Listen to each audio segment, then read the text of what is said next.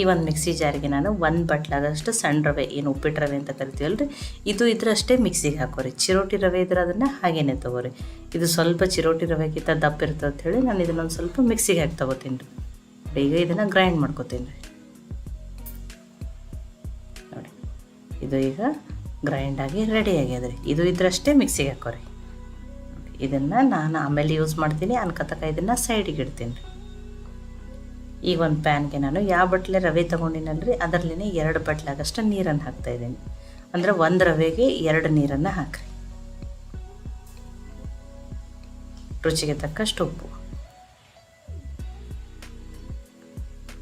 1 ಸ್ಪೂನಾಗಷ್ಟು ಎಣ್ಣೆಯನ್ನು ಹಾಕ್ತಾಯಿದ್ದೀನಿ ರೀ. ಈಗ ಇದನ್ನು ಮಿಕ್ಸ್ ಮಾಡ್ತೀನಿ ರೀ.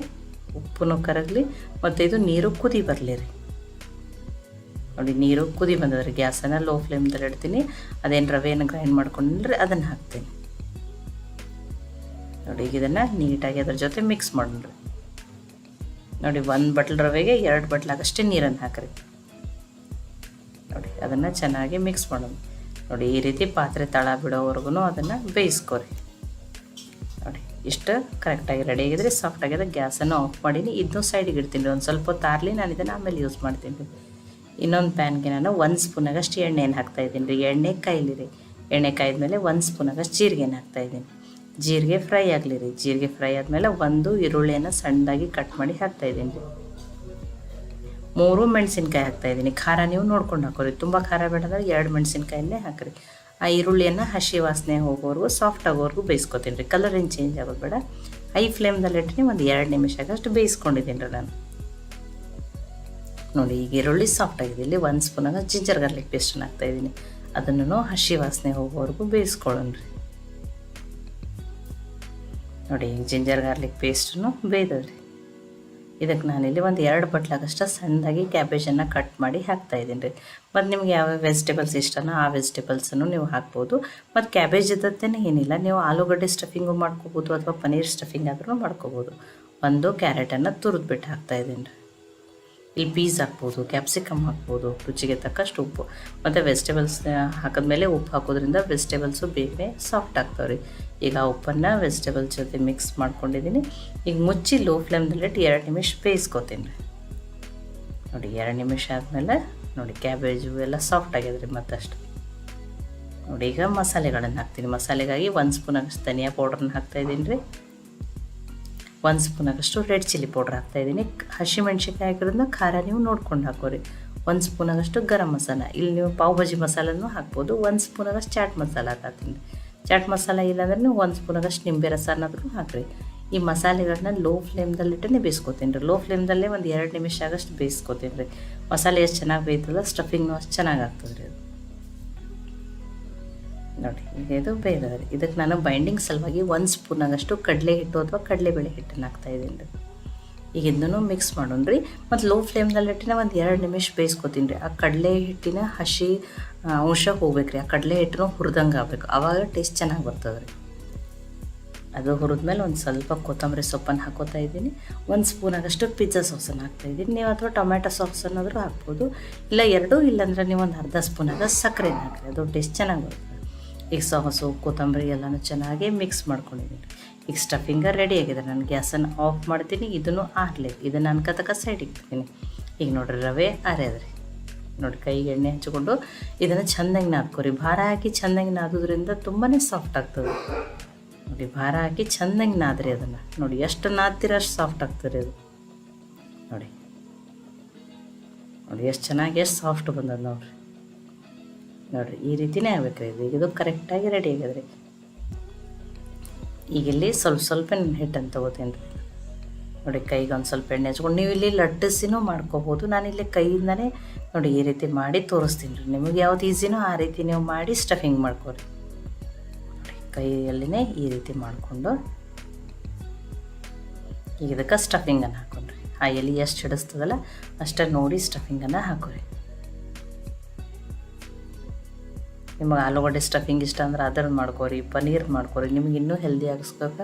ನಿಮಗೆ ಯಾವ ವೆಜಿಟೇಬಲ್ಸ್ ಇಷ್ಟನೋ ಆ ವೆಜಿಟೇಬಲ್ಸ್ ಹಾಕೋರಿ. ಅಥವಾ ಮನೆಯಲ್ಲಿ ಬರೀ ಯಾವ ವೆಜಿಟೇಬಲ್ಸ್ ಅದಾವಲ್ಲ ಆ ವೆಜಿಟೇಬಲ್ಸ್ ಅಷ್ಟನ್ನೇ ಮಾಡ್ಕೊರಿ. ನೋಡಿ, ಈ ರೀತಿ ಪ್ಯಾಕ್ ಮಾಡಿಕೊಂಡು ನೋಡಿರಿ ಈ ರೀತಿ ಮಾಡ್ಕೊರಿ. ನೋಡಿರಿ ಎಷ್ಟು ಚೆನ್ನಾಗಿ ಬಂದು. ಒಂದನ್ನು ಮಾಡಿ ತೋರಿಸಿದ್ದೀನಿ, ಇನ್ನೊಂದನ್ನು ಮಾಡಿ ತೋರಿಸ್ತೀನಿ ರೀ. ನಿಮಗೆ ಕೈಯಿಂದ ಮಾಡೋದು ಅಷ್ಟು ಈಸಿ ಅನಿಸಿಲ್ಲ ಅಂದ್ರೆ ನೀವು ಇಷ್ಟನ್ನೇ ಹಿಟ್ಟು ತೊಗೊಂಡು ಲಟ್ಟಿಸಿನೂ ಮಾಡ್ಕೊರಿ. ನೋಡಿ, ಈ ಮೋದಕದು ಮಾಡ್ತಿರ್ತೀವಲ್ಲ ಆ ರೀತಿ ಲಟ್ಟಿಸಿ ಅದನ್ನು ಸ್ಟಫಿಂಗನ್ನು ಹಾಕಿನೂ ನೀವು ಪ್ಯಾಕ್ ಮಾಡ್ಕೊರಿ. ನೋಡಿ ನೋಡಿ, ಯಾರು ವೆಜಿಟೇಬಲ್ಸ್ ತಿನ್ನಲ್ಲೋ ಈ ರೀತಿ ಮಾಡಿಕೊಟ್ರಂತೂ ಎಲ್ಲರಿಗೂ ತುಂಬಾ ಇಷ್ಟ ಆಗ್ತದೆ. ನೋಡಿ, ನಿಮಗೆ ಎಣ್ಣೆ ನಡೀತದೆ, ನಾನು ಕಡಿಮೆ ಎಣ್ಣೆಯಲ್ಲಿ ಅಂತ ಹೇಳಿ ಮಾಡಿ ತೋರಿಸ್ತೀನಿ. ನಿಮ್ಗೆ ಎಣ್ಣೆ ನಡೀತದಂದ್ರೆ ಈ ರೀತಿ ಮಾಡ್ಕೊಂಡು ನೀವು ಡೀಪ್ ಫ್ರೈ ಮಾಡ್ಕೊಂಡು ತಿನ್ಬೋದು. ಆವಾಗ ಹೊರಗಿನ ಲೇಯರ್ ಕ್ರಿಸ್ಪಿ, ಒಳಗಡೆಯಿಂದ ತುಂಬ ಟೇಸ್ಟಿಯಾಗಿರೋವಂಥ ಸ್ಟಫಿಂಗ್ ತುಂಬಾ ಚೆನ್ನಾಗತ್ತವೆ. ನೋಡಿ, ಎರಡನ್ನು ನಾನು ನಿಮಗೆ ಮಾಡಿ ತೋರಿಸಿದ್ದೀನಿ. ನೋಡಿ ಎಷ್ಟು ಚೆನ್ನಾಗಿ ಬಂದ ನೋಡಿ. ಈಗ ಇನ್ನೊಂದು ಸ್ವಲ್ಪ ನಾನು ಒಮ್ಮೆಲೆ ರೆಡಿ ಮಾಡ್ಕೋತೀನಿ ರೀ.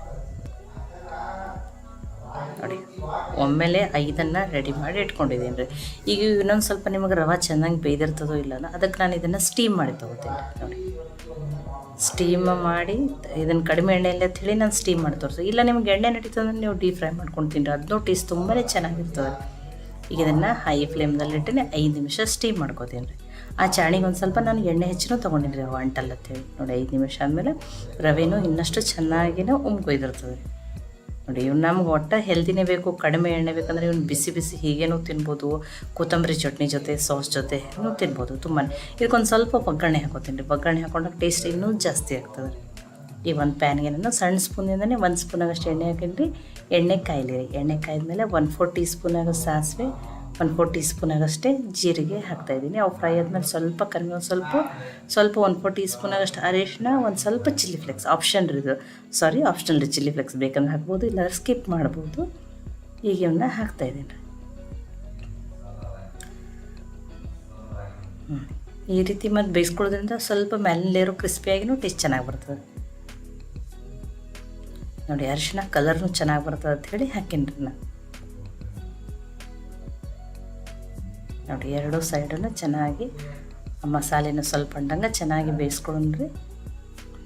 ಈ ರೀತಿ ಮಾಡೋದ್ರಿಂದ ಕ್ರಿಸ್ಪಿ ಆಗ್ತಾವ್ರಿ, ಟೇಸ್ಟು ಚೆನ್ನಾಗತ್ತದ. ಇಲ್ಲ ನಮಗೆ ಎಣ್ಣೆನೇ ಬೇಡ ಅಂದ್ರೆ ನೀವು ಹಾಗೇ ಸ್ಟೀಮ್ ಮಾಡಿದ್ಮೇಲೆ ಬಿಸಿ ಬಿಸಿ ಹೀಗೇ ತಿನ್ನಿರಿ. ನೋಡಿ, ಈಗ ಗ್ಯಾಸನ್ನು ಆಫ್ ಮಾಡ್ತೀನಿ. ಬಿಸಿ ಬಿಸಿ ರವೆಯಿಂದ ಮಾಡಿರೋ ಹೊಸ ಥರದ ಬ್ರೇಕ್ಫಾಸ್ಟು ರೆಡಿ ಆಗಿದ್ರಿ. ಇದನ್ನು ನೀವು ಬಿಸಿ ಬಿಸಿ ಹೀಗೆ ತಿನ್ನಿರಿ, ಸಾಸ್ ಜೊತೆ ತಿನ್ನಿರಿ, ಕೊತ್ತಂಬರಿ ಚಟ್ನಿ ಜೊತೆ, ಯಾವುದ್ರ ಜೊತೆ ಅಥವಾ ಕೊಬ್ಬರಿ ಚಟ್ನಿ ಜೊತೆ ತಿಂದರೂ ಟೇಸ್ಟಿಯಾಗಿರ್ತದೆ ರೀ. ಇದಕ್ಕೆ ಏನು ಹೆಸರು ಇಡೋದು ಅಂತ ಹೇಳಿ ನೀವೇ ಕಮೆಂಟ್ ಮಾಡಿ ಹೇಳಿರಿ. ಈ ರೆಸಿಪಿ ನಿಮ್ಗೆ ಇಷ್ಟ ಆಗಿತ್ತಂದ್ರೆ ಲೈಕ್ ಮಾಡಿ, ಶೇರ್ ಮಾಡಿ, ಕಮೆಂಟ್ ಮಾಡಿ. ಖಂಡಿತ ಟ್ರೈ ಮಾಡಿ ನೋಡಿರಿ. ಮತ್ತೆ ಒಳ್ಳೆ ರೆಸಿಪಿ ಜೊತೆ ಸಿಗೋಣ. ಎಲ್ಲರಿಗೂ ಧನ್ಯವಾದಗಳು. ನನಗೆ ಸಪೋರ್ಟ್ ಮಾಡೋಕ್ಕೆ ಕನ್ನಡತಿ ಅಡುಗೆ ಚಾನಲನ್ನು ಸಬ್ಸ್ಕ್ರೈಬ್ ಮಾಡಿ, ಬೆಲ್ ಐಕಾನ್ ಪ್ರೆಸ್ ಮಾಡೋದನ್ನು ಮರಿಬೇಡ್ರಿ.